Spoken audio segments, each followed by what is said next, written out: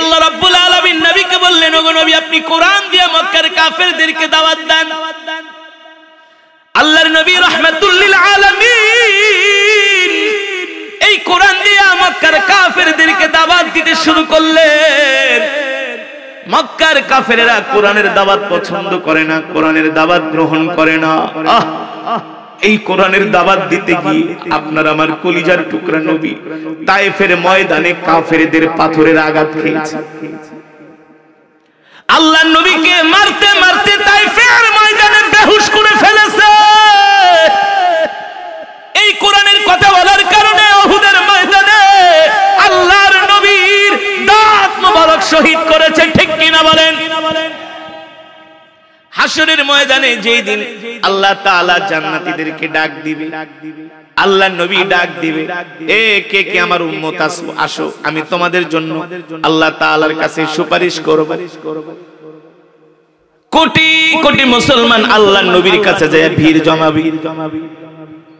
ওগো নবী আমরা তো আপনার উম্মত, আপনি আমাদের জন্য আল্লাহ তাআলার কাছে সুপারিশ করেন। আল্লাহর নবী রাহমাতুল লিল আলামিন জামা মোবারক খুলে আমাদের মতো হতভাগা উম্মতদেরকে বলবে, এ তোরা আমার উম্মত দাবি করস, আমি তোমাদের নবী, দেখো কোরআনের কথা বলতে গিয়ে আমি কাফেরদের কত পাথরের আঘাত খেয়েছি। আমার শরীরের দিকে তাকায় দেখো, আল্লাহর নবীর উপরে পাথর মারতে মারতে কাফেরেরা ক্ষত বিক্ষত করে ফেলেছেন। নবীজির সুন্দর শরীর মোবারকটাকে তারা এমন ভাবে পাথর মেরেছে, আল্লাহর নবীর শরীর মোবারকের মধ্যে পাথর পড়তে পড়তে পাথরের আঘাতে একেবারে ক্ষত হয়ে গেছে, ক্ষত দাগ বড় বড় দাগ পড়ে গেছে। আল্লাহর নবী রাহমাতুল লিল আলামিন একদিন জামা মুবারক খুললেন। আম্মা জান আয়েশা রাদিয়াল্লাহু তাআলা আনহা এই বড় বড় দাগগুলো দেখে বলতেছেন, ওগো আল্লাহর নবী ছোটবেলায় কি আপনার কুষ্ঠ রোগ হয়েছিল কিনা? আল্লাহর নবী ডাক দিয়া বলে, আয়েশা কেন বললা আমার কুষ্ঠ রোগ হয়েছে?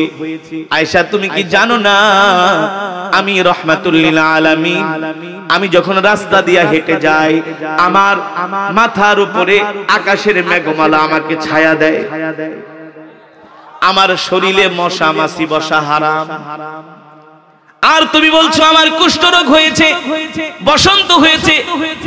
আম্মা জান বলে, তাহলে আপনার শরীরে এত বড় বড় কিসের দাগ? আল্লাহর নবী চোখের পানি ছেড়ে দিয়া বলে, আয়েশা আমি মক্কা থেকে কোরআনের দাওয়াত দেওয়ার জন্য তায়েফে গিয়েছিলাম।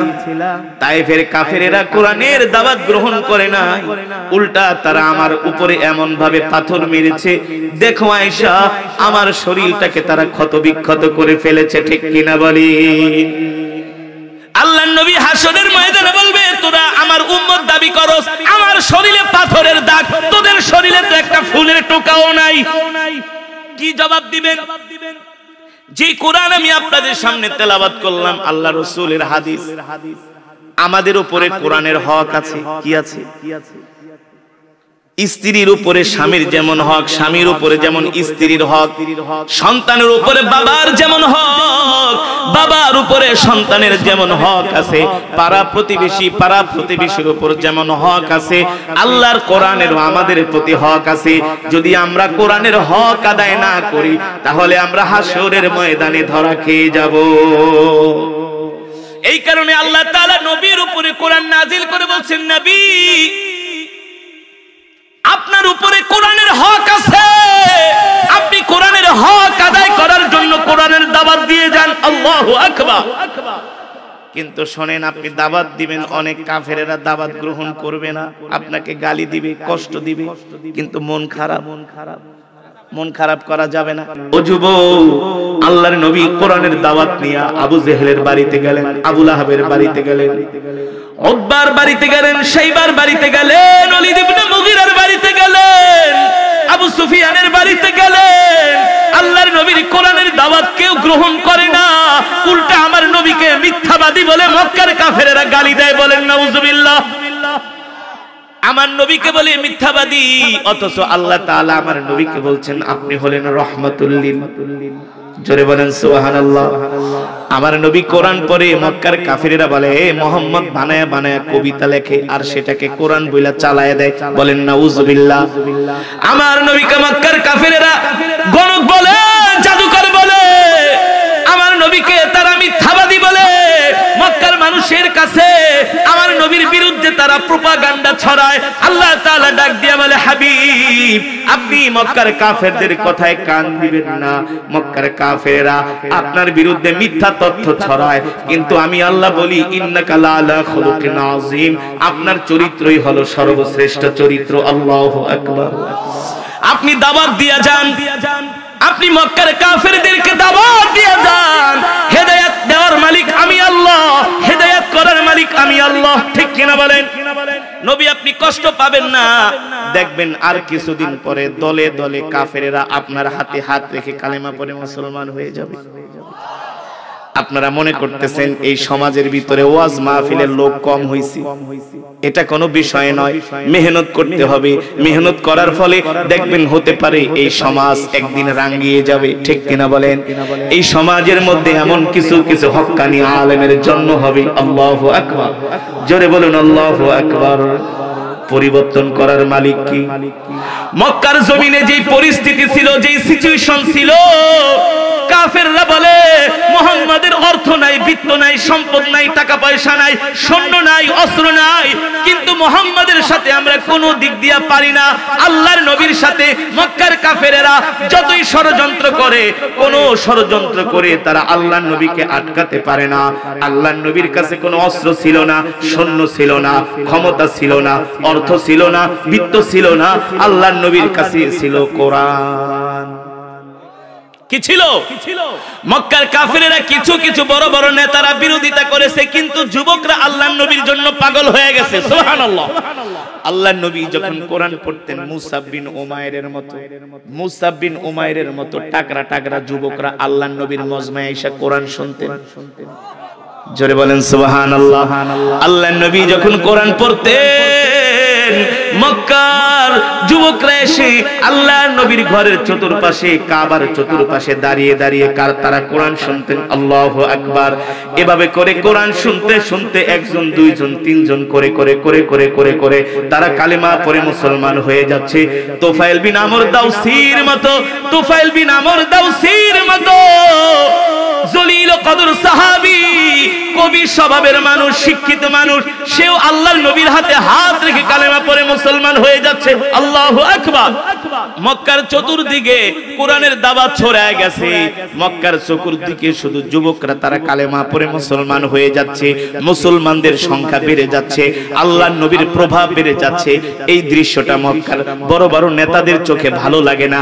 মক্কার কাফেরেরা বড় বড় নেতাদেরকে ডাক দিয়া বলে আমাদের ক্ষমতা আছে, অর্থ আছে, অস্ত্র আছে, সৈন্য আছে, আমরা বড় বড় নেতা, কিন্তু দেখতেছি মুহাম্মাদের পাল্লা ভারী হয়ে যাচ্ছে, এইভাবে চলতে পারে না, এইভাবে চলতে পারে না।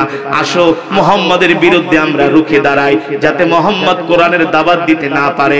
আমরা মুহাম্মাদের বিরুদ্ধে এমন ষড়যন্ত্র করব, আমরা মুহাম্মদকে মক্কা থেকে বের করে দিব, অন্যথায় তাকে আমরা জানে মেরে ফেলবো। বলেন নাউজুবিল্লাহ। আবু জেহেল বলে ওলীদ ইবনে মুগীরা মিটিং ডাকো। কি ডাকো? মিটিং ডাকো, মুহাম্মাদের বিরুদ্ধে একটা সিদ্ধান্ত নিতে হবে। ওলীদ ইবনে মুগীরা ঘোষণা করে দিলেন আগামীকাল কাবার চত্বরে মক্কার সব নেতারা হাজির হবা, সব যুবকরা হাজির হবা, গোত্র প্রধানরা হাজির হবা, মুহাম্মাদের বিরুদ্ধে আমরা অ্যাকশনে যাব।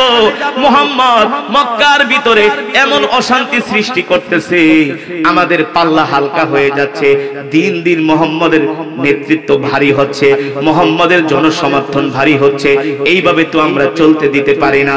মুহাম্মাদের বিরুদ্ধে আমাদের বড় ধরনের একটা সিদ্ধান্ত নিতে হবে। এবার মক্কার কাফেরেরা, বড় বড় কাফেরেরা আল্লাহর নবীর বিরুদ্ধে সিদ্ধান্ত নেওয়ার জন্য, আল্লাহর নবীকে মক্কা থেকে বের করার জন্য, আল্লাহর নবীকে জীবনের তারে শেষ করে দেওয়ার জন্য মক্কার কাফেরেরা বাইতুল্লাহর চত্বরে হাজির হলেন।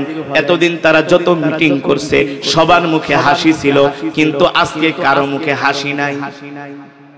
কারণ কি? তারা আল্লাহর নবীর বিরুদ্ধে কোনোভাবেই পেরে উঠতে পারছে না।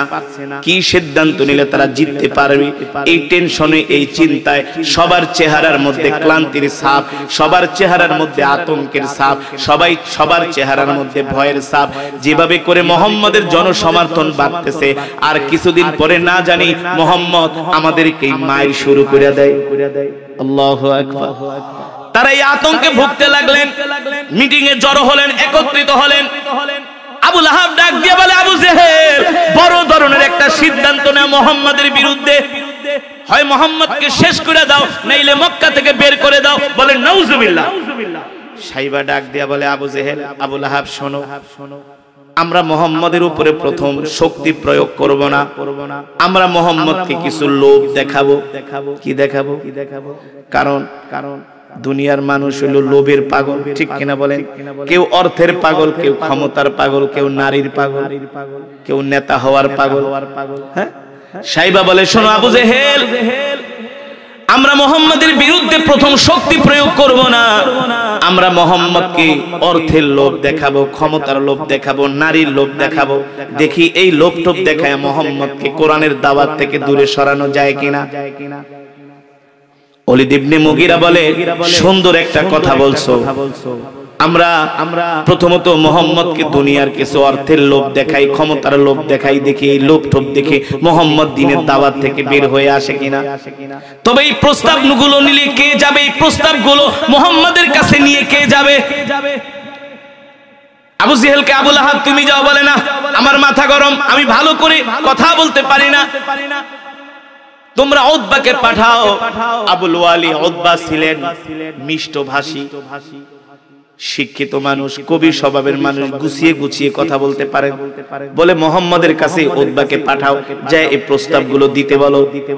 যদি মুহাম্মদ প্রস্তাবগুলো মেনে নেয়, তাহলে তো আমাদের কোনো টেনশন নাই, আর মুহাম্মদের বিরুদ্ধে আমাদের অ্যাকশন নেওয়ার দরকার নাই। উতবাকে ডাক দিয়ে বলল, উতবা যাও, মুহাম্মদকে 3টা প্রস্তাব দিবা। অর্থের লোভ দেখাইবা, নারীর লোভ দেখাইবা, ক্ষমতার লোভ দেখাইবা। যদি এই লোভে পড়া মুহাম্মদ কোরআনের দাওয়াত বন্ধ করে দেয়, তাহলে তো আমরা বেঁচেই গেলাম। উতবা বলে, সুন্দর কথা বলেছো। এবার উতবাকে আল্লাহর নবীর বাড়িতে পাঠানো হলো। আল্লাহর নবীর বাড়িতে উতবা গেলেন, যে বলতেছে, ইফতাহিল বাব ইয়া মুহাম্মদ, ও মুহাম্মদ দরজাটা খোলো। সাত সকালে উতবা আল্লাহর নবীর বাড়িতে হাজির। আল্লাহর নবী ডাক দিয়ে বলে, উতবা কেন আসছেন আমার বাড়িতে? এবার আল্লাহর নবীর সাথে মিষ্টি মিষ্টি কথা। আরে তুমি তো আমাদের ভাতিজা, তুমি তো আমাদের গর্বের ধন, আমরা তোমাকে নিয়ে গর্ব করি। তুমি তো আল আমিন। তুমি তো কি? আমার নবীকে আল আমিন উপাধি কিন্তু মক্কার কাফেররাই দিয়েছে। আবু লাহাবই কিন্তু আল আমিন উপাধি দিয়েছে মক্কার কাফেরদেরকে নিয়ে আমার নবীকে। ভাতিজা গো, উতবা বলতেছে, তোমার যদি কোনো ক্ষতি হয়ে যায়, এটা আমাদের জন্যই তো লজ্জার কারণ, দুঃখের কারণ। কারণ তুমি তো মক্কার একজন সম্মানী মানুষ। আমরা আমাদের অর্থগুলো তোমার কাছে জমা রাখি, আমরা তোমাকে সবাই ভালোবাসি। এ ভাতিজা শোনো, আজকে তোমার বাড়িতে আমি কিছু কথা বলার জন্য আসছি। কি কথা? উতবা বলে, ভাতিজা রে, একটা মানুষের জীবনের স্বপ্ন হলো অর্থ কামাই করা, ঠিক না? সব মানুষ টাকার কাছে দুর্বল, অর্থের কাছে দুর্বল। কথা বলে উতবা বলে, শোনো মুহাম্মদ, আমরা মক্কায় যত অর্থ চাও, মক্কার ব্যাংকের সব অর্থগুলো তোমাকে মালিক বানায় দিব। আল্লাহর নবী বলে, কেন? বলে, কারণ আছে। উতবা বলে, মুহাম্মদ শুধু অর্থের মালিক বানাবো না, তুমি যদি মক্কার সুন্দরী মেয়ে চাও, যত মেয়ে চাও তোমার বাড়িতে নিয়ে দেওয়া হবে। তারপরেও মুহাম্মদ, তোমার একটা কাজ বন্ধ করতে হবে। আল্লাহর নবী বলে, কি কাজ? বলে, ভাতিজা মুহাম্মদ, তুমি কোরআনের দাওয়াত তার বিনিময়ে বন্ধ করে দিবা। বলেন নাউজুবিল্লাহ। আরো জোরে বলেন নাউজুবিল্লাহ। এই কথা শুনে আল্লাহর নবীর চোখ মুখে একেবারে রাগ উঠে গেল, নবীজির চেহারা লাল হয়ে গেল রাগে ক্ষোভে। বলে, ভাতিজা রাগ করো না, তুমি যদি চাও আমরা তোমাকে মক্কার নেতা বানায় দিব, আমরা সবাই তোমাকে নেতা মানব, তারপরেও কোরআনের দাওয়াত বন্ধ করে দাও। আল্লাহর নবী উতবার এই কথাগুলো শুনে এত রাগ করলেন, বলল, উতবা তুমি আমার বাড়ি থেকে চলে যাও।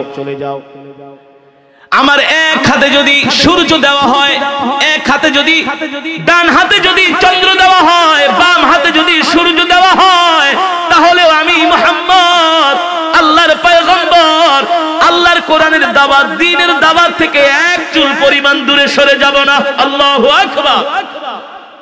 আর আজকে সামান্য কিছু টাকার লোভে মুসলমান খ্রিস্টান হয়ে যাচ্ছে। হ্যাঁ, আমরা মুসলমান আজকে মসজিদে যাই না, দ্বীনের কাজে যাই না। আল্লাহর নবীকে মক্কার কাফেরেরা কত বড় বড় প্রস্তাব দিলেন। আল্লাহর নবী বলে, উতবা শোনো, এই সমস্ত প্রস্তাব আমাকে দিয়ে কোনো লাভ নাই। আমি কোরআনের দাওয়াত দিব, দ্বীনের কথা বলেই যাব। আল্লাহু আকবার। উতবা চিন্তা করে, কি রে, এটা কি মানুষ নাকি অন্য কিছু? মানুষ তো টাকার লোভে পড়ে, নারীর লোভে পড়ে, নেতা হওয়ার লোভে পড়ে, ঠিক না? জানেননি? মানুষকে কাবু করতে হলে আপনি টাকার বস্তা তার বাড়িতে দিয়ে আসেন, দেখেন কেমনে নরম হয়ে যায়। হ্যাঁ, সরকারি কোন অফিসে কাজে যাইবেন, ফাইলটা দেখা মতো জান এখানে ভুল, ওখানে ভুল, আসলে কোনো ভুল নাই। ये हाल तेरा चाल है, मकसूद तेरा माल है, ठीक किना बोलें? के अजीब तेरा चाल है। দেখবেন এত রাগ আপনার, এটা কোনো কিছু ঠিক নাই। জান একটু পরে যায় 500 টাকার দুইটা নোট ধরাই দিবেন, দেখবেন আস্তে করে নরম হয়ে গেছে। কইব আপনি পাশে দাঁড়ান, আমি কাজটা করে দিতেছি।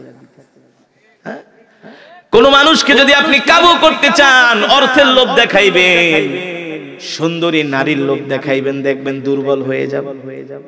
নেতা বানানোর লোভ দেখাইবেন, নেতা। আজকে মুসলমানদের এই অবস্থার কারণটা কি? খেলাফত বিলুপ্ত হয়েছে, 100 বছর হয়ে গেছে। কারণ কি? মুসলমানদের তো এই অধঃপতন ছিল না। উসমানীয় খেলাফতের সাথে, সালতানাতের সাথে, উসমানীয় খেলাফতের সাথে আরবের কিছু শাসকরা বেঈমানি করে খেলাফতকে বিলুপ্ত করছে। তাইলে আজও সারা পৃথিবীতে কোরআনের শাসন থাকতো। শুধু ক্ষমতার লোভ, ক্ষমতার লোভ। আল্লাহর নবীকে মক্কার কাফেররা ক্ষমতার লোভ দেখাইছে, নেতা হওয়ার লোভ দেখাইছে। আল্লাহর নবী উতবার প্রস্তাবকে প্রত্যাখ্যান করলো। উতবা টেনশনে পড়ে গেল, আবু জেহেলের কাছে যে কি জবাব দিবে। এত আশা করে উতবাকে পাঠাইলো। যদি উতবা আল্লাহর নবীকে বাগে আনতে না পারে, হাতে আনতে না পারে, তাইলে তো মান সম্মান। উতবা কতক্ষণ চিন্তা করে বলে, ব্যাপারটা কি? এত লোভ দেখাই, আরে আমাদেরকে তো 500 টাকার লোভ দেখাইলে আমরা কুত্তার মতো ঘুরি পিছে পিছে, কিন্তু তাকে সারা দুনিয়া দিয়ে দিচ্ছে, তারপরে লোভে পড়ে না। এটা কি মানুষ নাকি অন্য কিছু? এবার উতবা আদর করে দেখেন কত বড় শয়তান। নবীজির শরীরে হাত দিয়ে কয়, ভাতিজা শোনো, এত লোভ দেখাইলাম, কোন লোভে তুমি পাও দানা, কারণ কি? তাহলে কি তোমার কি ভূতে ধরছে? নাউজুবিল্লাহ। কত বড় শয়তান। তোমাকে যদি খারাপ কোনো কিছু আসর করে, তাহলে আমাদেরকে বলো, আমরা তোমার ভূত সারানোর ব্যবস্থা করি। নবীজিরে বলে ভূতে ধরছে। কত বড় শয়তান। নবী হইলো ভূত সারায়, ঠিক করে বলেন। আর কাফেররা কে, মুহাম্মদ তোমার মনে ভূতে ধরছে, তোমার মনে কিছুতে জাদু করছে, এই কারণে তুমি আবল তাবল বলো। বলেন নাউজুবিল্লাহ। আল্লাহর নবী বলে, আব্বা শোনো, তুমি আমাকে যে প্রস্তাবগুলো দিয়েছো, আমি তোমার এই প্রস্তাবের বিরুদ্ধে এতক্ষণ যা বলেছি সব সত্য। তবে আমি তোমাকে যাওয়ার সময় কোরআনের একটা সূরা শোনাই দিই। সুবহানাল্লাহ। তুমি যে তোমার নেতা ঠেতাদেরকে বইলো যে তোমার আমি কি শুনাইছি, আল্লাহ নবী কোরআনুল কারীমের সূরাত হামিম সাজদা একটা সূরা আছে, আলিফ লাম মিম তানজিলুল কিতাবি লা রাইবা ফীহি মির রাব্বিল আলামিন আম ইয়াকুলুনা ইফতারা বাল হুয়াল হাক্কু মির রাব্বিকা লিতুনদিরা কওমান মা আতাহুম মিন নাযীরিন মিন ক্বাবলিকা লাআল্লাহুম ইয়াহতাদুন। আল্লাহর নবী এই কোরআনুল কারীমের এই সূরার একটা পৃষ্ঠা তেলাওয়াত করলেন। এই সূরার মধ্যে আল্লাহ তাআলা বলতেছেন, নবী আমি আপনার উপর যে কোরআন নাজিল করছি, এটা দুনিয়ার কোন মানুষের কবির কাব্য নয়, এটা হলো আল্লাহর কোরআন, তানজিলুম মির রাব্বিল আলামিন, আল্লাহ তাআলার পক্ষ থেকে নাজিল করা হয়েছে, ঠিক কিনা বলেন? কিন্তু মক্কার মানুষরা সেটা বিশ্বাস করতে, উতবাকে ঠিকই তো কিছু আমরা তো বিশ্বাস করি না। তা মুহাম্মাদের তো কোরআনের সাথে মিলে গেছে। তারপর আল্লাহ তাআলা আসমান জমিন 6 দিনে সৃষ্টি করছে। আল্লাহ তাআলা সবকিছু এই সূরার মধ্যে তুলে ধরছে। এই সূরার মধ্যে একটা সিজদার আয়াত আছে, ইন্নামা ইউমিনু বিআয়াতিনা আল্লাযীনা ইযা যুকিরু বিহা খাররু। একটা আয়াত আছে সিজদার আয়াত। আল্লাহর নবী কোরআন পড়তেছে, উতবা প্রথম দাঁড়ায়া ছিল, দাঁড়ানোর পরে কোরআনের ভার সইতে পারে না, দেখে প্রতিটা কথা সত্য, প্রতিটা কথা কোরআনের প্রতিটা কথা সব ওদের মনের কথা আল্লাহর নবী কোরআনের আয়াতের ভিতরে বলে দিচ্ছে যে ওরা কি কি শয়তানি করে। উতবা ছিল দাঁড়ানো, শিক্ষিত মানুষ, দাঁড়ানোর থেকে বৈশা পড়ছে। মানুষ দাঁড়ানোর থেকে কখন বৈশা পড়ে? যখন আর লোড নিতে না পারে, যখন একটা মনে করেন মারাত্মক ধরনের একটা কথা শুনে, তখন তার ব্রেনে এফেক্ট করে, বাবারে আমার একটু বসতে জায়গা দে, আমার মাথাটা ঘুরে, একটু পানি খাওয়া, ঠিক না বলেন? ছিল দাঁড়ানো, গেছে বৈশা, বসার থেকে আবার উতবা মাটির ভিতরে বসে, মাটির ভিতরে বৈশা এবার দুই হাত মাটিতে এভাবে গাইরা এমনি মাটির দিকে তাকায় আছে, আর আল্লাহ নবী তেলাওয়াত করতেছে। উতবাকে, মুহাম্মদ তুমি তেলাওয়াত বন্ধ করো, বন্ধ করো, আমি যা বোঝার বুঝে গেছি। সুবহানাল্লাহ বলেন। আমি যা বোঝার বুঝে গেছি, আর আমিও তো কবি, আমিও তো শিক্ষিত মানুষ, কিন্তু এই হারামজাদা গুলারে তো বুঝাইতে পারতেছি। হারামজাদা কারা? আবু জেহেলরা। কারা? ওদের তো বুঝাইতে পারি না। মুহাম্মদ ভাতিজা, আমি বুঝছি, তুমি তেলাওয়াত বন্ধ করো, তোমার প্রতিটা কথা আমার হৃদয়ের মধ্যে বুলেটের মতো আঘাত করতেছে। জোরে বলেন সুবহানাল্লাহ। কিন্তু লাভ কি? কপালে তো হেদায়েত। উতবা গেছে আবু জেহেলদের মজমা। আবু জেহেলরা তো আশা করে বসে আছে, উতবা মনে হয় একেবারে আল্লাহর নবীকে বাগে এনে ফেলবে, আল্লাহর নবীকে হাত করে ফেলবে, তাদের শর্ত মেনে নিবে। দেখে উতবার চেহারা ফ্যাকাশে হয়ে গেছে। ওলীদ ইবনে মুগীরাকে, উতবা চেহারা এমন হইছে কেন? আবু জেহেল কয়, এই বেটা চেহারা এমন সাইজ হইছে, কি বলবে লজ্জায়। উতবা কতক্ষণ চুপ করে থাকে, বলে, আবু জেহেল, আবু লাহাব, শোনো, একটা কথা বলি, ভাতিজাকে ভাতিজার মতো চলতে দাও। সুবহানাল্লাহ। মুহাম্মদকে মুহাম্মদের মতো চলতে দাও, শুধু শুধু ওরে ডিস্টার্ব করো না। আবু জেহেল কয়, বেটা তোরে মনে হয় মুহাম্মদ জাদু করছে। কি করছে? তুই আমগো লোক হয়ে মুহাম্মদের পক্ষে কথা বলছিস, ব্যাপারটা কি? তোরে পাঠাইলাম আমগো পক্ষ হয়ে, আমগো পক্ষে কথা কবি। উতবাকে, আবু জেহেল শয়তানি বান্দরামি কথা বাদ দাও, সত্য কথা কি জানো? মুহাম্মদ আমারে যা শুনাইছে, কি শুনাইছে? মুহাম্মদ আমাকে কোরআনের একটা সূরা তেলাওয়াত করে শুনাইছে। এই সূরার মধ্যে যা যা বলতেছে সব দেখি আমগো স্বভাবের লাগে মিলা যাইতেছে। তো মুহাম্মদ আমগো মনের কথা কিভাবে জানে? এই আসমান জমিন আল্লাহ সৃষ্টি করছে 6 দিনে, সবকিছুর মালিক সে, তার ইবাদত করতে হবে। মুহাম্মদ আবার কোরআন পড়া দেখলাম মাটিতে তার রবকে সিজদা দিল, সব তো মিলা যাইতেছে। আবু জেহেলকে কস কি? কয় উতবা শোনো, আমি একটা কথা বলি। উতবা বলে, আবু জেহেল একটা কথা বলি, শোনো, তোমরা মুহাম্মদের বিরুদ্ধে কোনো অ্যাকশনে যেও না। যেভাবে দিন দিন মুহাম্মদের প্রভাব বাড়তেছে, আমাদের আর মুহাম্মদের বিরুদ্ধে দাঁড়ানোর দরকার নাই। আশেপাশের রাষ্ট্রগুলাই দেখবা মুহাম্মদকে দমায় দিবে। নাউজুবিল্লাহ। যদি দমায় দিতে পারে, মুহাম্মদকে যদি কোণঠাসা করতে পারে, পরাজিত করতে পারে, তাহলে তো আর আমাদের আর মুহাম্মদের বিরুদ্ধে মারামারি, কাটাকাটি, যুদ্ধ করার কোনো দরকার নেই। তাহলে তো আমরা বাইচে গেলাম। আর যদি আশেপাশের রাষ্ট্রগুলো মুহাম্মদের ক্ষতি করতে না পারে, যদি মুহাম্মদ বড় নেতা হয়, হোক, তাতে তো আমাদেরই গর্ব, আমাদেরই ভাতিজা। ওলীদ ইবনে মুগীরাকে,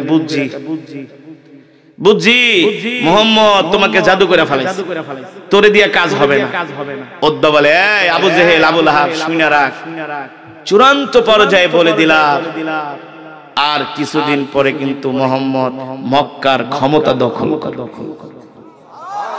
জোরে বলেন সুবহানাল্লাহ, আর মুহাব্বতের সাথে বলেন সুবহানাল্লাহ। আল্লাহর নবীর কাছে কি ছিল? অস্ত্র ছিল না, সৈন্য ছিল না, অর্থ ছিল না, মাটির কুঠিরে আল্লাহর নবী ঘুমাতেন। ঠিক কিনা বলেন? আল্লাহর নবী চাটাইয়ের উপরে ঘুমাতেন। নবীজির শরীর মোবারকে দাগ পড়ে গেছে। হযরত ওমর ইবনুল খাত্তাব এই দৃশ্য দেখে কান্না করে দিয়েছে, ওগো নবীজি, রোম পারস্যের বাদশারা কত আরামে এসে জীবন কাটায়, আর রাহমাতুল লিল আলামিন দুজাহানের বাদশা চাটার উপরে ঘুমাইতে ঘুমাইতে তার শরীরে দাগ পড়ে গেছে। হযরত ওমর কান্না করে দিয়েছে। আল্লাহর নবী বলে, ওমর আফসোস করো কেন, আফসোস করো কেন, কষ্ট পেও না, আমরা কি আল্লাহ তাআলার শুকরগুজারি বান্দা হব না? ওমর একটু ধৈর্য ধরো, সবর করো, আমরা তো আরাম করব যে জান্নাতে। কোথায়? জোরে বলেন কোথায়? জান্নাতে। আল্লাহর নবী সেই কোরআন দিয়া মক্কাকে পরিবর্তন করে দিলেন, সারা পৃথিবীকে পরিবর্তন করে দিলেন। আজকে আমরা মুসলমানরা আছি দুনিয়া নিয়া, আজকে আমরা মুসলমানরা আছি সুদ নিয়া, ঘুষ নিয়া, বাংলা সিনেমা নিয়া, নাটক নিয়া, টিকটক নিয়া। আজকে মসজিদে আজান দিলে মুসল্লি পাওয়া যায় না, মসজিদে মুসল্লি পাওয়া যায় না, ওয়াজ মাহফিলে মানুষ আসতে চায় না, সব জায়গায় না। এটা আবার ভুল। আমি এই পর্যন্ত কালিহাতী থানায় এই 2 মাসে কমল 6টা প্রোগ্রাম করেছি, শুধু কালিহাতী। কিন্তু আপনাদের এই সমাজটার অবস্থা দেখতেছি খারাপ, মানে একটু নরমাল। ইনশাআল্লাহ ঠিক হয়ে যাবে, আপনারা মেহনত করতে পারবেন না ইনশাআল্লাহ। এই সমাজকে পরিবর্তন করতে হলে ওয়াজ মাহফিলের পাশাপাশি দাওয়াত ও তাবলীগের মেহনত করতে হবে, এছাড়া কোনো উপায় নেই। দাওয়াত ও তাবলীগের মেহনত, বেশি বেশি করে দাওয়াত ও তাবলীগের মেহনত। কিছু মানুষ আছে সমাজে দাওয়াত ও তাবলীগের মেহনত করে, ইয়া দাওয়াত ও তাবলীগের সমালোচনা করে। দেখতে পারেন, কেন দেখতে পারবেন না? দাওয়াত ও তাবলীগের লোকেরা কি তোমার পকেটের পয়সা দিয়ে কি তাবলীগ করে? তোমার সমস্যা। নিজের পকেটের টাকা দিয়ে দাওয়াত ও তাবলীগে যায়, ঠিক কিনা বলেন? দাওয়াত ও তাবলীগের কারণে আজকে আলহামদুলিল্লাহ সমাজে পরিবর্তন হয়ে যাচ্ছে, এই ওয়াজ মাহফিলের মাধ্যমে পরিবর্তন হয়ে যাচ্ছে। আগে যুবকরা গান শুনতো, এখন তারা কোরআন শুনে। আগে ম্যাক্সিমাম যুবকরা গান শুনতো, বাংলা সিনেমা দেখতো, এখন তারা কোরআন শোনে, কোরআনের বয়ান শোনে, ঠিক কিনা বলেন? এর সবচেয়ে বড় উদাহরণ হলো বাংলাদেশের সিনেমা হলগুলো বন্ধ হয়ে গেছে। টাঙ্গাইল জেলায় আগে কয়টা সিনেমা হল ছিল দেখেন? একটাও আছে? একটাও আছে? আগে বিয়ের অনুষ্ঠানে প্রতিটা বাড়িতে বাড়িতে গীত গাওয়া হতো, 2 দিন আগে মাইকে না গান বাজনা করা হতো, বন্ধ হয়ে গেছে। আগে প্রতিটা জেলায় জেলায়, থানায় থানায় রাত্রবেলা শীতের দিনে সার্কাস হতো, সার্কাস। জুয়ার পার্টি বসতো, জুয়ারুরা জুয়া খেলতো, সার্কাসের ভিতরে মহিলারা নাচতো। এগুলো আছে বাংলাদেশে? বন্ধ হয়ে গেছে। সমাজ পরিবর্তন হয়ে যাবে। আমাদের তো শুধু আমরা শুধু নিজেরাই নামাজ পড়বো, নিজেরাই কোরআনের কথা শুনবো, নিজেরাই কোরআন শুনবো, অন্য মানুষদেরকে দাওয়াত দিব না, মেহনত করবো না, এটা হবে না।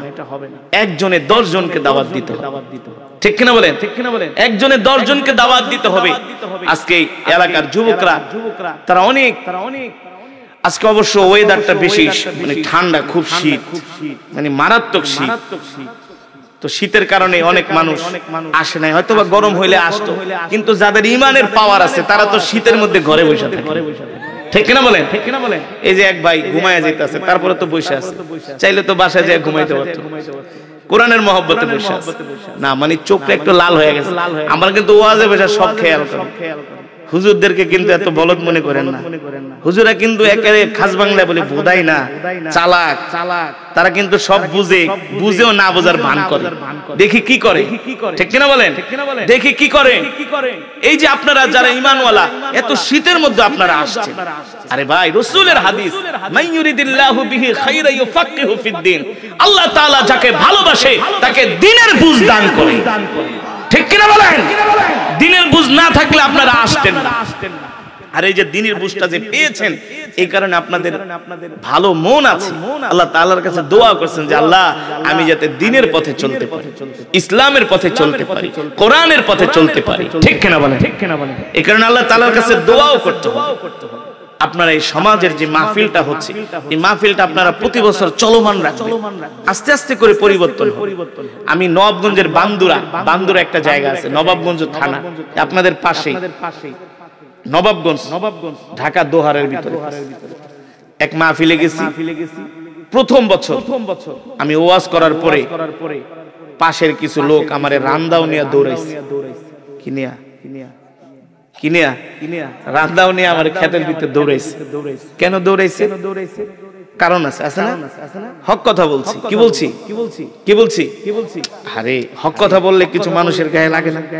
যে সুদ খায়, সুদের বিরুদ্ধে ওয়াজ করলে কি তার ভালো লাগে না? সে তো বসে বসে দাঁত কামড়ায়, হুজুর আমার বিরুদ্ধে। যে ঘুষ খায়, যে চুরি করে, যে দুর্নীতি করে, যে মানুষের সম্পদ মাইরা খায়, যে বিচার করে ঘুষ খায়, আছে না এলাকায়? 500 টাকা দিলে রায় পরিবর্তন হয়, 1000 টাকা ঢুকাই দিলে আরে বাতিজা চিন্তা করিস না, আরে বুঝোস না, দেখ না কেমনে সবকাটা মারি, বুঝোস না আমার কি বুদ্ধি, মানে সব শয়তানি বুদ্ধি। হ্যাঁ, তো হক কথা বললে তো কিছু মানুষের গায়ে, তারা আমাকে রান্দাও নিয়ে দৌড়াইছে প্রথম বছর। আমি দৌড়ানি খায়া গেছি গা ঢাকায়। যায়া আমি আল্লাহর কাছে দোয়া করছি, আল্লাহ দৌড়াইছে আমার কোনো দুঃখ নাই, কষ্ট নাই, তাও আপনি সমাজটাকে পরিবর্তন করে দেন। আলহামদুলিল্লাহ, আলহামদুলিল্লাহ, সুম্মা আলহামদুলিল্লাহ।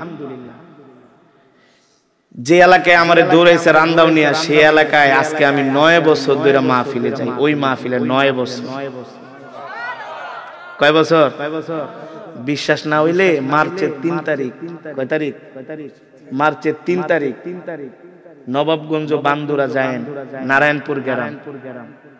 9 বছর, মাঝখানে 2 বছর ডেট দিতে পারি নাই। এবার আয়া পায় ধরছে, হুজুর আপনাকে যেতেই হবে, যেতেই হবে। বাংলাদেশ সব বড় বড় আলেমরা যায়, যত বড় আলেম আসুক আপনাকে যেতে হবে। আপনি কোরআন পড়লে আমাদের এলাকার যুবকরা তারা পাগল হয়ে যায়, মা বোনরা বৃদ্ধরা সবাই কোরআনকে মহব্বত করে। হুজুর আপনাকে যেতে হবে। 9 বছর ধরে এক মাহফিলে যাচ্ছে। কয় বছর? মজার বিষয় হলো যারা রান্দাউনিয়া দৌড়াইছে তারা এখন আমাকে দাওয়াত দেয়। কিন্তু আগে তো মানুষকে বুঝাইতে হবে, মানুষকে কি করতে হবে? বুঝাতে হবে। মন ভাঙলে চলবে না, মন খারাপ করলে চলবে না। আসলে আমাদের ইমানের কমজোরি, নিজের মন মতো একটু না হলে আমরা রাগ করি। আল্লাহর নবীকে কত কষ্ট দিয়েছে, আল্লাহ তাআলা ডাক দিয়ে বলে, হাবিব আপনি রাগ করবেন না, কষ্ট পাবেন না, আপনি আপনার কাজ চালায় যান। ঠিক কিনা বলেন? আমি এলাকার যুবকদেরকে বলবো, আপনাদেরকে বলবো, এই মাহফিলটা প্রতি বছর চলমান রাখবেন। যেখানে একবার দিনের কাজ শুরু হয়ে যায়, সেই কাজ যদি বন্ধ হয়ে যায় তাহলে কিন্তু আল্লাহর গজব আসবে। কথা বুঝেন? মাহফিলটা আস্তে আস্তে ইনশাআল্লাহ আল্লাহ তাআলা পরিবর্তন করে দিবে। কিন্তু নিয়ত থাকতে হবে সহিহ, নিয়ত থাকতে হবে কি? সহিহ। দরকার আরো ছোট করবেন, নাহলে আরো বড় করবেন, সমস্যা কি? কিন্তু দিনের কাজ চলমান থাকবে ইনশাআল্লাহ। দাওয়াত ও তাবলীগের মেহনত করবেন, দাওয়াত ও তাবলীগের মেহনত করবেন।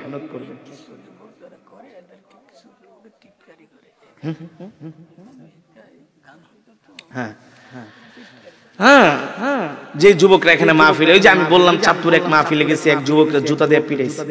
কেন পিটাইছে? বলে সমাজের কিছু মানুষ মাহফিলের বিরোধী, এই কারণে তাকে জুতা দিয়ে মারছে। আমাকে রাগ করো কেন? সেদিন আবু বকরকে তো জুতা দিয়ে মারছে, তাতে কি হয়েছে? আমাদেরকে তো মানুষ রান্দাউনিয়া দৌড়ায়, আমাদেরকে তো গালি দেয়। কিন্তু আলহামদুলিল্লাহ যারাই গালি দেয়, যারাই খারাপ কথা বলে, তারাই এক সময় বুঝতে পেরে পরে আমাদের বন্ধু হয়ে যায়। ঠিক কিনা বলেন? তো যুবকদেরকে আপনারা উৎসাহিত করবেন। কি করবেন? উৎসাহিত করবেন। তো শীত ঠান্ডা না হলে, ওয়েদারটা একটু ভালো হলে, তারপরে আবার নির্বাচনের পরে মানুষজন নির্বাচন নিয়ে দৌড়েছে না, শরীর টুল ব্যথা হয়ে গেছে, ওজন নাই। হ্যাঁ, এক নেতায় আমার দাওয়াত দিছে, নির্বাচনে ফেল করছে। ফেল করার পর ভাই মিয়া ব্যাপার কি?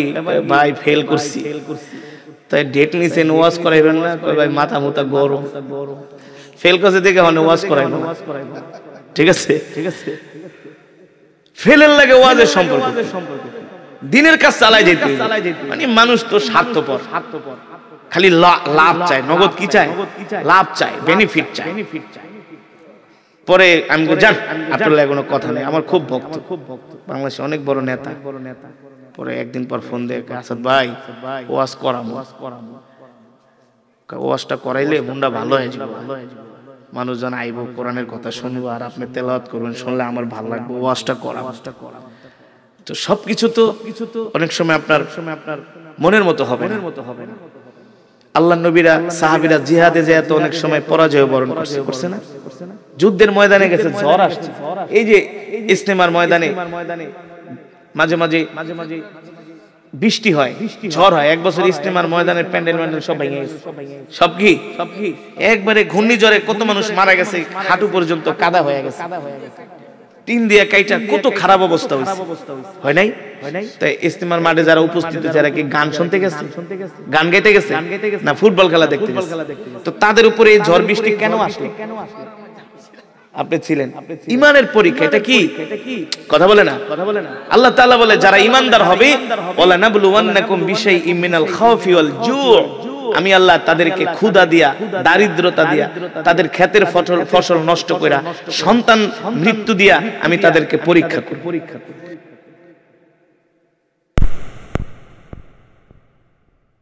ঠিক কিনা বলেন? এই যে যুবকরা ওয়াজ মাহফিল করছি, কত মানুষ তাদেরকে কত কথা বলে, বলে না? আমি চাঁদপুরে এক মাহফিলে গেছি, এক যুবক এসে আমাকে কান্না করে দিয়া বলে, হুজুর আজকে মাহফিল করার কারণে এলাকার একজন মুরব্বী আমাকে জুতা দিয়ে পিটাইছে। আমি বলি কেন? বলে আমার উপর ক্ষিপ্ত হয়ে আমাকে জুতা দিয়ে মারছে। কেন, কারণ কি? বলে হুজুর একটু ঝামেলা হওয়ার কারণে। আমি বলি যুবক রাগ করবা না, কষ্ট পাবা না।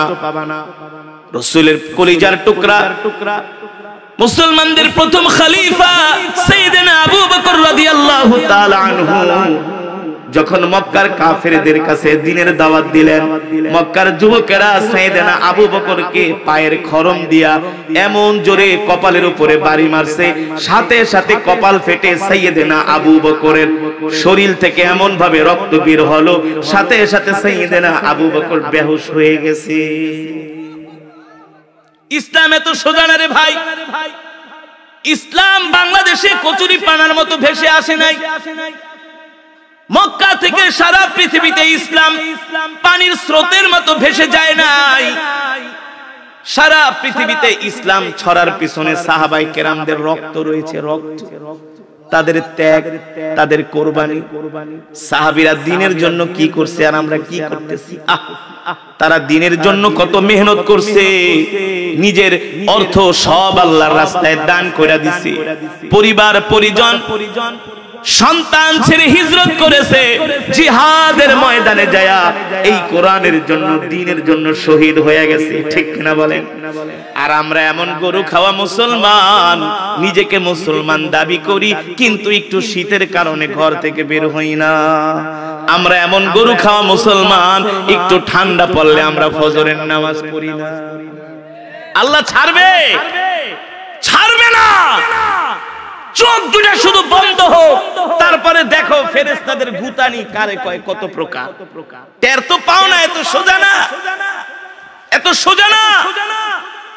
আল্লাহ তাআলার কাছে আল্লাহর নিয়ামত খায়া যদি আল্লাহর হুকুম না মানো, আল্লাহর গোলামি না করো, আল্লাহ তাআলার কাছে প্রত্যেকটা রিজিকের হিসাব পুঙ্খানুপুঙ্খানুভাবে দিতে হবে, দিতে হবে। এক কদম সামনে যাওয়া যাবে না। আল্লাহর নিয়ামত খায়া মসজিদে যায় নামাজ পড়ো নাই, সারাদিন শুধু গল্প আর গল্প, সারাদিন শুধু গীবাত শিকায়েত, শুধু সারাদিন বাংলা সিনেমা দেখছো, টিকটক দেখছো, আল্লাহর নিয়ামত খায়া। আল্লাহ তাআলা যদি অক্সিজেন বন্ধ করে দেয়, 1 মিনিটের ভিতরে সব মরে সাফ হয়ে যাবে। 1 মিনিট দম আটকে রাখতে পারবেন? পারবেন? পারবেন? আমি কালকে রাত্রে ময়মনসিংহ থেকে মাহফিল করে ঢাকায় যাচ্ছিলাম, মোবাইলে দেখি হার্ট ভালো থাকে, দম আটকে যত বেশি রাখা যায় তত বেশি হার্ট, মানে আপনি এভাবে টান দিবেন, নিঃশ্বাসটাকে টান দিয়ে যত বেশি পেটের মধ্যে আটকে রাখতে পারবেন তত আপনার হার্ট ভালো। যাদের হার্ট দুর্বল তারা 15-20 সেকেন্ডের বেশি পারে না, আর যাদের হার্ট ভালো তারা 40-50 সেকেন্ড পারে। তো আমি তো তেলাওয়াত করি, আমার তেমনি দম লাগে, দম ছাড়া তো আর তেলাওয়াত করা যায় না, বড় নিঃশ্বাস লাগে। তো আমি ট্রাই করলাম, দেখি কয় মিনিট পারি। দেখি 30 সেকেন্ড যখন পার হয়, মনে হয় যে আর সেকেন্ড আগায় না, কলিজা টলিজা পেট ঠেট মনে ফেটে যাচ্ছে। কষ্ট মষ্ট কইরা প্রায় 48-49 সেকেন্ড পর্যন্ত গেছি, 1 মিনিটও যাইতে পারি। আল্লাহ তাআলা যদি অক্সিজেন বন্ধ করে দেয়, পৃথিবীর সব মানুষ সেকেন্ডের মধ্যে মরে যাবে। হে যুবক, তুমি যে মোবাইলের ভিতরে অশ্লীল পর্নোগ্রাফি, অশ্লীল দৃশ্যগুলো দেখতেছো, ঘরের দরজা লাগায়া জিনা ব্যভিচারে লিপ্ত হচ্ছ, আল্লাহ তাআলা যদি ওই সময় অক্সিজেনটা বন্ধ করে দিত, বাঁচতে পারতাম? জোরে বলুন, জোরে বলুন। বাঁচতে পারতাম না। মিনিটেই সাফ। যখন করোনা হয়েছিল, এক সিলিন্ডার অক্সিজেনের দাম প্রায় 2 থেকে 2,500 টাকা, সর্বোচ্চ 6 ঘন্টা যাইত। কয় ঘন্টা? করোনার সময়। কোন সময়? করোনার সময়। বাংলাদেশের বিশিষ্ট শিল্পপতি যমুনা গ্রুপের মালিক নুরুল ইসলাম বাবুল সাহেব, নুরুল ইসলাম বাবুল সাহ হুজুরে যে মাদ্রাসায় খেদমত করে বসুন্ধরা ওটার পাশে আমি প্রতি রমজানে এই যমুনা টেলিভিশনে আমি তেলাওয়াত করি প্রতি রমজানে। তো যখন করোনার সময় ওই সময় তো কেউ রাস্তায় বের হয় না, হ্যাঁ, আর গুলশান ধানমন্ডি বনানী তো আপনি রাস্তা দিয়ে হাঁটতে পারবেন না। কাজের মহিলাদের পর্যন্ত বাদ দিয়া দিচ্ছে যে তুই আবার কোন জায়গাতে করোনা মরনা লইয়া হোস, নিজেও আমাকে মারবি। কারণ যাদের একটু এগুলা বেশি তারা মরণের ভয় পায়, বুঝেন নাই? কারণ কি এত কষ্ট কইরা 10 তলা বাড়ি বানাইছে, 5 তলা বাড়ি, BMW মার্সিডিজ, দম শেষ হলেই তো শেষ, তাইলে তো কাফনের কাপড়। আর আমরা যারা গরিব মানুষ আছি আমাদের আর কি আছে? ঠিক কিনা বলেন? তারা তো মৃত্যুকে ভয় পায়। কেমন ভয় পায় এটা আপনি কল্পনাও করতে পারবেন না। যদি একটু পেট খারাপ হয় দৌড় মারা জায়গা সিঙ্গাপুর, জায়গা ইন্ডিয়া, জায়গা আমেরিকা চিকিৎসা করতে। শরীর ফিট রাখতে হবে। গুলশান বনানী ধানমন্ডিতে সকালবেলা অনেক বৃদ্ধ লোকেরা জগিং করে, দৌড়ায়। ম্যাক্সিমামই ফজরের নামাজ পড়ে, ফজর পড়ে না কিন্তু মাগা ঠিকই দৌড়ায়, বডিটাকে ফিটনেসটাকে ঠিক রাখে। এক শিল্পপতি 60 বছর বয়স, আমার কাছে হুজুর বয়স 60 বছর হয়ে গেছে, এখন যদি একটু জগিং ঠকিং না করি তাহলে আমার কোনো দাম আছে নাকি? কারণ তো তাড়াতাড়ি মারা যাবে। হ্যাঁ, মরারে ডরায়, মরাকে ডরায়। কিন্তু তুমি যদি আল্লাহর গোলামি না করে মরো তাহলে তো উপায় নাই। আছে উপায়? আল্লাহর নবী ইসলামের জন্য, দ্বীনের জন্য কত কষ্ট করছে। সাহাবায়ে কেরাম রক্ত দিছে, জীবন দিছে, কাফেরদের মার খেয়েছে। হযরতে বিলাল রাদিয়াল্লাহু তাআলা আনহুকে উত্তপ্ত মরুভূমির ভিতরে চিৎ করে শোয়া হযরতে বিলালের বুকের ভিতরে 300 কেজি ওজনের পাথর দিয়া চাপা দিয়া রাখছে।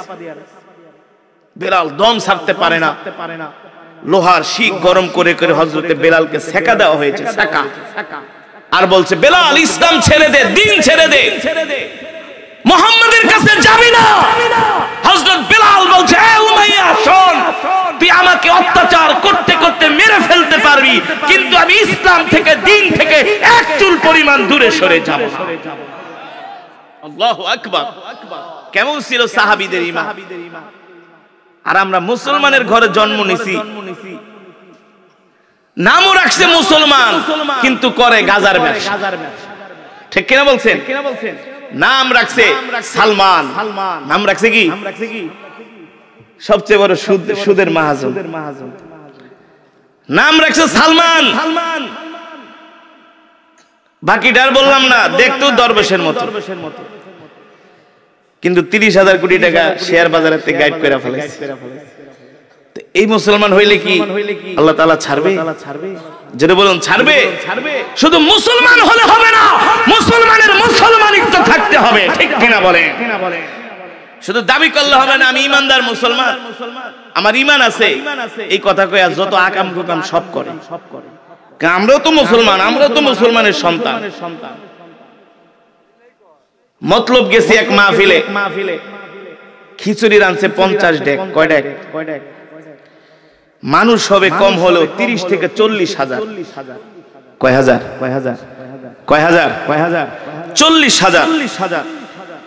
ইমাম সাহেবরা জিজ্ঞেস করলাম ভাই ওয়াজ দিবেন কয়টায়? কয় হুজুর আপনার বয়ান তো আমরা 9:30 10টায় দিতাম, কিন্তু এখন বয়ানটা একটু রাত 12টায় দিতে হবে।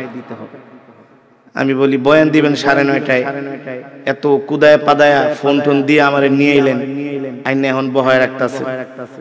হুজুর কি বলবো, আসলে আমরা তো 50 ডেক খিচুড়ি রান্ধি, এখনো খিচুড়ি রান্না হয় নাই। তা আপনারা আগে উঠাই দিলে যদি খিচুড়ি রান্না না হয় তাহলে তো আমরা মানুষে খাওয়া মুখী। এই কারণে আমার আপনি 12টায় ওয়াজ করবেন। এই হলো বাংলাদেশের ওয়াজের পরিস্থিতি, বুঝেন নাই? তো কি আর করবো, বসে রইলাম 12টা পর্যন্ত। তো মাহফিলে প্যান্ডেলে যখন গেছি রাত 12টায়, হাজার হাজার মানুষ। ভাই গো, ইমাম সাহেবকে বলতেছি আপনার এলাকার মানুষ তো খুব ধার্মিক। হুজুর বোঝেন না, রাত 12টা বাজে হাজার হাজার মানুষ, খিচুড়ি রাঁধছি 50 ডেক, গরু 5টা হওয়ায় দিছি। কয় বছর? কয় বেশি না, 42 বছর ধরে ওয়াজ করে। কয় বছর? আমি গত কিছুদিন আগে ওই টাঙ্গাইলের ওইদিকে একটা মাহফিলে আসছিলাম, দেলদুয়ার সম্ভবত, ওদের মাহফিল বলে কি 64তম। তা আমি বললাম যে এত বছর ধরে ওয়াজ করান, লোকজন তো ভালোই আহে, হুজুর খুব ধার্মিক, খুব ওয়াজ শোনে, আপনি যদি সারা রাত ওয়াজ করেন একটা লোক উঠবে না। আমি কই খায়া দেয় আর কাম নাই, সারা রাত আমি ওয়াজ করব। ফজরের নামাজ যদি না পড়ে এর দায় দিব কি? ঠিক কিনা বলেন? কই না হুজুর আপনি যত পারেন খালি ওয়াজ করবেন, কই এমন কেরাত পড়বেন একেবারে মাইক ফাড়ায়া লাইবেন। আশেপাশে যত মানুষ যাতে হুজুর কম্বলের থেকে লেপের থেকে উঠে আয়, খুব ধার্মিক। আমি বললাম মাশাআল্লাহ। তো মসজিদও তো সুন্দর, হুজুর বুঝেন না, গ্রামের মসজিদ এসি লাগাইছি, খুব মানুষ খুব দান করে, খুবই। তো এত প্রশংসা করতেছেন তো মাশাআল্লাহ, ভালো কথা। তো জুমার নামাজে কেমন মুসল্লি হয়? কোন নামাজ? জুমার নামাজ। হুজুর একটা কথা কইলেন, বারান্দায় জায়গা দেওয়া যায় না, ওযুখানেও জায়গা দেওয়া যায়।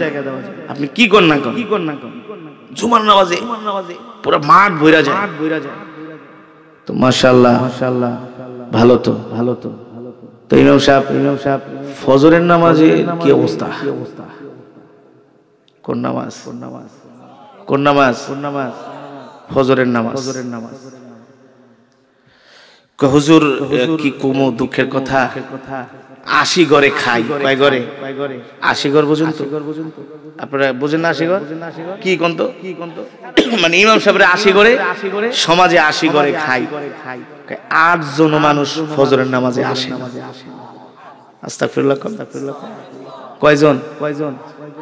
আমি গত সপ্তাহে জিরানি ওয়াজ করছি, এক মাহফিলে জিগাইলাম, ইমাম সাহেব কয়জন মুসল্লি ফজরের নামাজে? কপাল যেদিন খারাপ হয়, আমি ইমাম, মুয়াজ্জিন, খাদেম, আর আশেপাশে 2-3টা আছে বুড়া, 70 বছর বয়স। এমনি তো মানুষের বয়স বেশি হলে রাতে বেলা ঘুমায় না, বুঝেন নাই? 3-4 জনে মাঝে মাঝে ফজরের নামাজ পড়ে। আপনাদের এলাকার অবস্থা তো মনে আরো করুন, ভাবসাব যা দেখতেছি।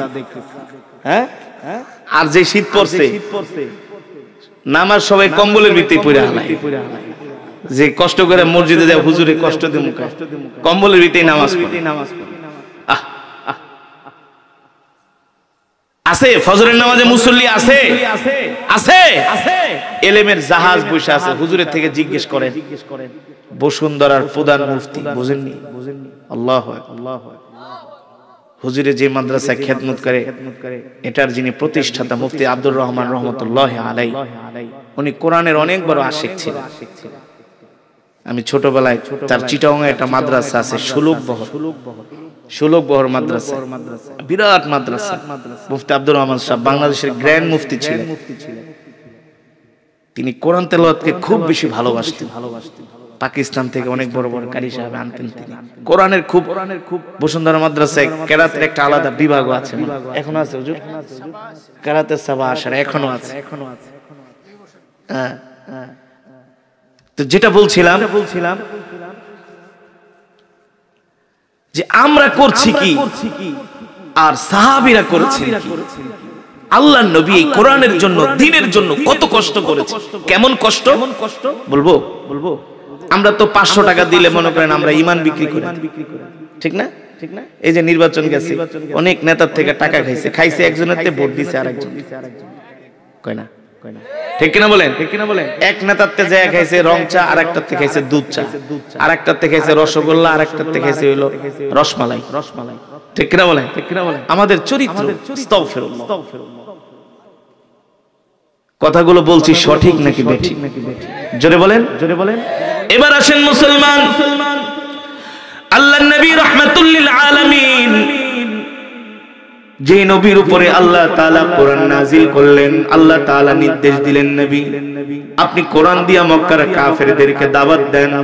মুসলমান, আজকে আমরা সারা পৃথিবীতে মার খাচ্ছি, আমাদের ঘরে শান্তি নাই, সমাজে শান্তি নাই, রাষ্ট্রে শান্তি নাই। আছে জোরে বলেন আছে? কোথাও শান্তি আছে? বুকে হাত দিয়া বলতে পারবেন যে হ্যাঁ হুজুর খুব শান্তিতে আছি? নাই, কোন দিক থেকে শান্তিতে নাই মুসলমান। এর কারণ কি? আসলে যেখানে গেলে শান্তি পাওয়া যায়, যেখানে শান্তি মিলে, আসলে আমরা সেই শান্তির জায়গায় শান্তি না খুঁজে আমরা অশান্তির জায়গায় শান্তি খুঁজছি। ঠিক কিনা বলেন? ঠিক না? অশান্তির জায়গায় আমরা শান্তি খুঁজি। অশান্তির জায়গায় শান্তি খুঁজলে তো আর শান্তি পাওয়া যায় না, সুখ পাওয়া যায় না, ভালো থাকা যায় না, দিলের মধ্যে শান্তি আসে না। যদি শান্তি পেতে হয় মুসলমানদেরকে নিরাপত্তা পেতে হয়, জান মালের হেফাজত নিরাপত্তা যদি পেতে হয়, তাহলে আল্লাহর কোরআন ছাড়া আমাদের দ্বিতীয় কোনো পথ নাই।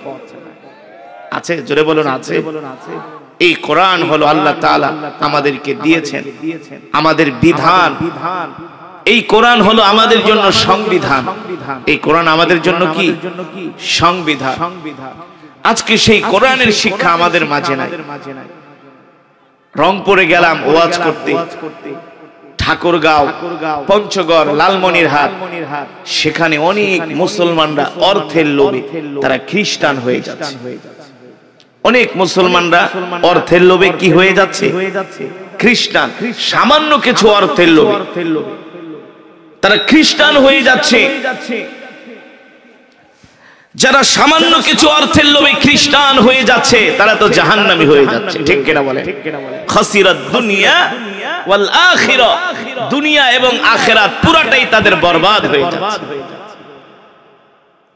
আল্লাহ তাআলা আমাদেরকে এই পৃথিবীর জমিনে চলার জন্য পৃথিবীর শ্রেষ্ঠ কিতাব যালিকাল কিতাবু লা রাইবা ফীহি হুদাল লিল মুত্তাকিন, যেই কোরআনের মধ্যে কোনো সন্দেহ নাই, সন্দেহের অবকাশ নাই। ঠিক কিনা বলেন?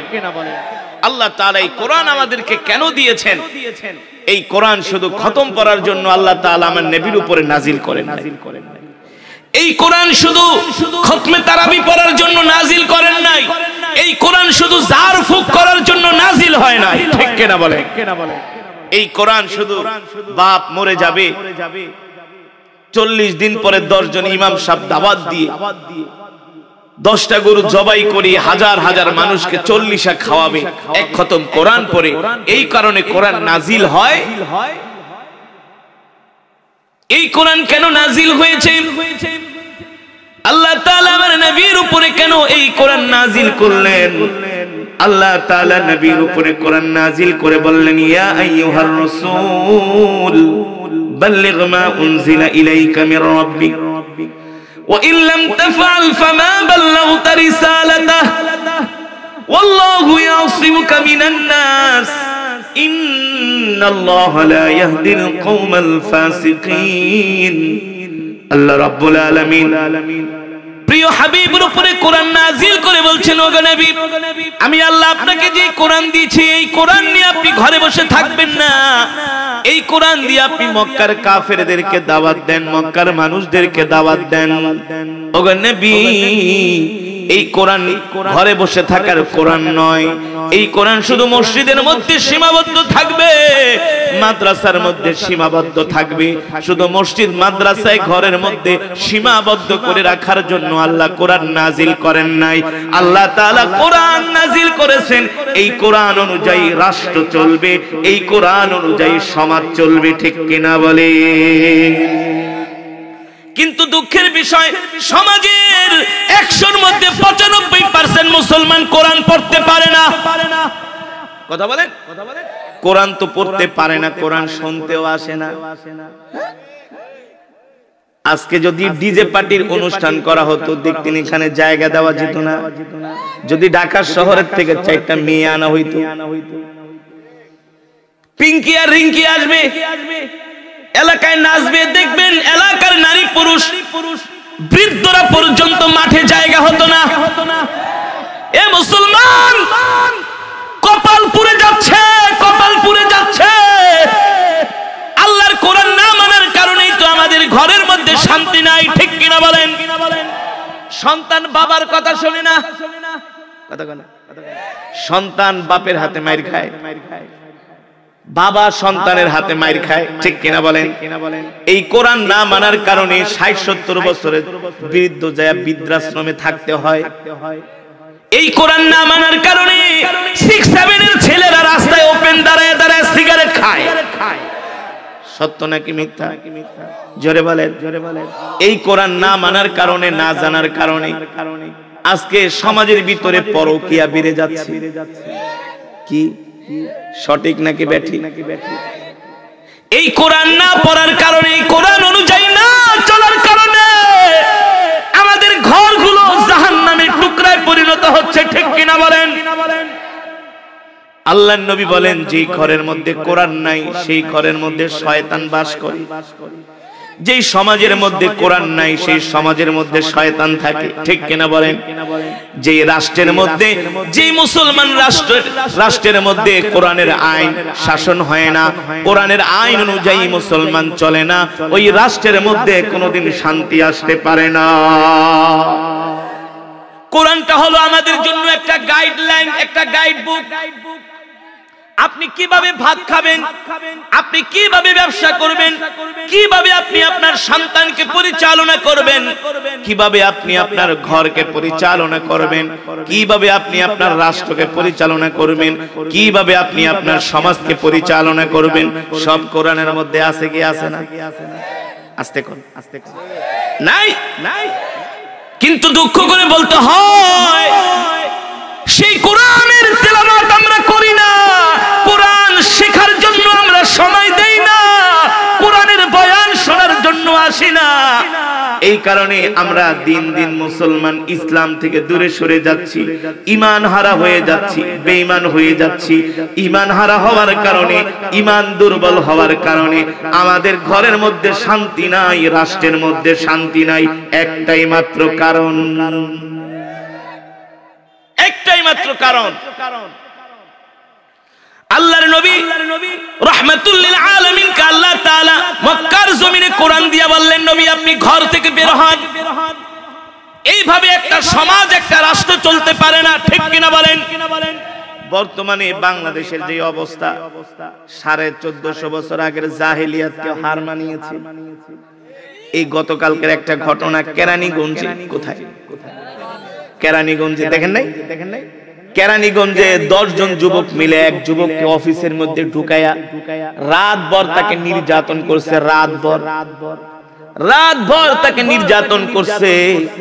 এক বন্ধু আর এক বন্ধুকে এমন ভাবে নির্যাতন করছে, বন্ধুকে লাস্ট পর্যন্ত নির্যাতনের তীব্রতায় বন্ধুকে বাপ পর্যন্ত ডাকছে, তারপরেও ছাড়ে নাই।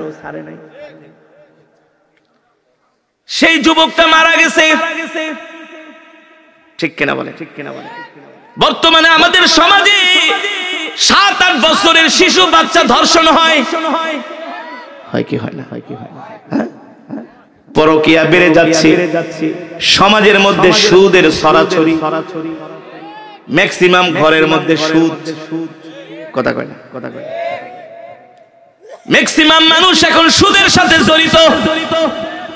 প্রত্যেকটা যুবকের মোবাইলের মধ্যে একটা হলো সিনেমা হল, ঠিক কিনা বলেন? প্রত্যেকটা যুবক রাত 3টা-4টা পর্যন্ত জেগে জেগে হিন্দি সিনেমা দেখে, বাংলা সিনেমা দেখে, আবার টাঙ্গাইলের ভাষায় কিছু ভাদাইমারা কৌতুক করে, সেগুলা দেখে। কথা বলেন? দেখে আর দাঁত খিলখিল করে হাসে, দেখে আর দাঁত খিলখিল করে হাসে।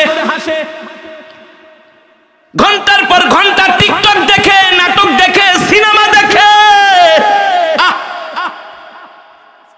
মসজিদের পাশে চায়ের দোকান, সেই দোকানে বসে বসে ঘন্টার পর ঘন্টা বাংলা সিনেমা দেখে আর বিড়ি টানে।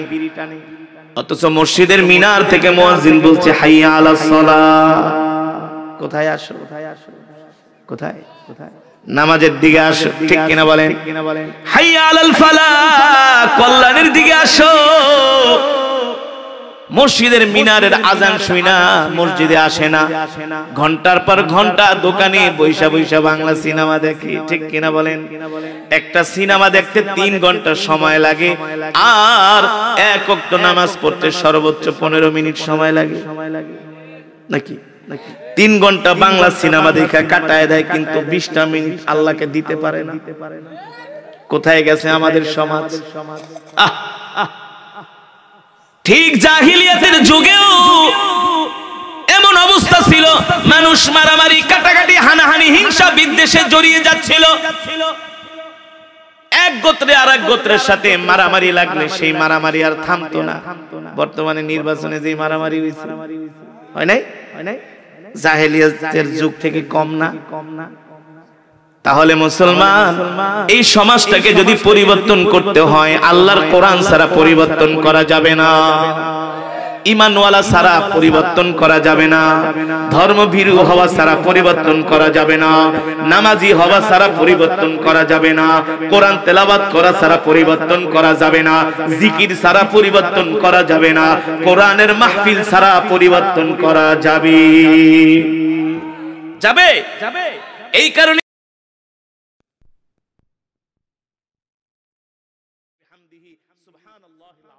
রাসূলের হাদিস, যার আমলের মধ্যে সুবহানাল্লাহি ওয়া বিহামদিহি সুবহানাল্লাহিল আযীম এই আমলটা থাকবে, এই তাসবিহটা থাকবে, হাশরের মাঠে তার আমল সবচেয়ে বেশি ভারী হয়ে যাবে। সুবহানাল্লাহি ওয়া বিহামদিহি সুবহানাল্লাহিল আযীম বেশি বেশি পড়বেন। এই গান শুনে না, বাংলা সিনেমা দেখেন না। কয়দিনের দুনিয়া? 40 বছর বয়স হলে টাইনা টুইনা আর 20 বছর, হ্যাঁ 30 বছর হলে 30 বছরই বাঁচেন। বাংলাদেশে এখন গড় আয়ু 50। গড় আয়ু কি 50-এর আগেই মারা যায়। যুবকরা মনে করে কি কোন, মাত্র 20 বছর বয়স। আরে কত যুবক 20 বছর বয়সে মারা যায়, স্ট্রোক করে মারা যায়, ঠিক কিনা বলেন? এই কারণে ভাই, আমাদের আমলি জিন্দেগি গঠন করতে হবে।